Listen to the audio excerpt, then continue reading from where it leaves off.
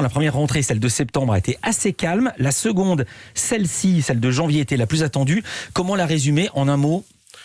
Riche et adapté aux attentes du public, telles qu'ils nous les ont formulées dans une consultation citoyenne. Riche ? Tu vas parler de la consultation citoyenne dans quelques instants, mais riche, rentrée prudente, si j'en crois la presse ce matin.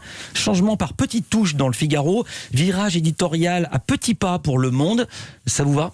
Oui, parce que ce n'est pas une révolution, mais vraiment une adaptation de notre offre. On a déjà beaucoup de programmes qui fonctionnent très très bien sur nos grilles, et on veut conserver ces rendez-vous auxquels les publics sont très attachés.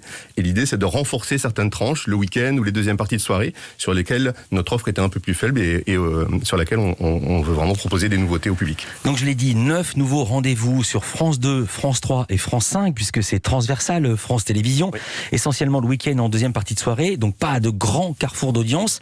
On va les détailler dans quelques instants. Qu'est-ce qui a guidé vos choix ? C'est vraiment cette consultation citoyenne et les attentes que nous ont exprimées les publics. On leur a demandé à la rentrée de septembre ce qu'ils attendaient de l'audiovisuel public. Ils nous ont demandé davantage d'informations, davantage de programmes aussi autour du bien-être, de l'art de vivre. C'est vrai que cette année 2020 était très particulière et du coup il faut s'adapter à ça. Davantage de culture, de connaissances. Donc c'est vraiment ce qui nous a aidé à créer nos grilles. Puisque vous en parlez, petite question qui pique. Pendant la consultation citoyenne, les gens ont également demandé des jeux intelligents.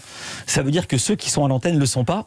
Non, mais on a un public qui est très exigeant et qui nous en demande toujours plus. On a des jeux, que ce soit sur France 3 ou sur France 2, qui mettent en avant la culture populaire parfois, la culture plus académique, et des publics très fidèles. Voilà, ils nous en demandent toujours plus. Ce qui a été demandé également, c'est la diversité, et ils ont été entendus.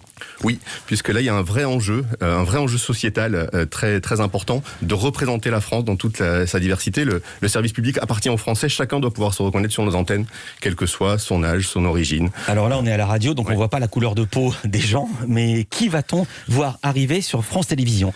L'idée, c'est vraiment d'avoir de nouveaux visages qui incarnent cette population. Donc on va avoir de nouveaux magazines, je pense qu'on va les détailler, mais autour du bien-être avec Ali Rebéi et Agathe Le Caron. On aura un rendez-vous avec Michel Simès. On a Jamy sur France 5 qui va on n'est pas dans la diversité avec Michel Simès et Jamy. La diversité, c'est l'ensemble de la population, quel que soit l'âge, l'origine.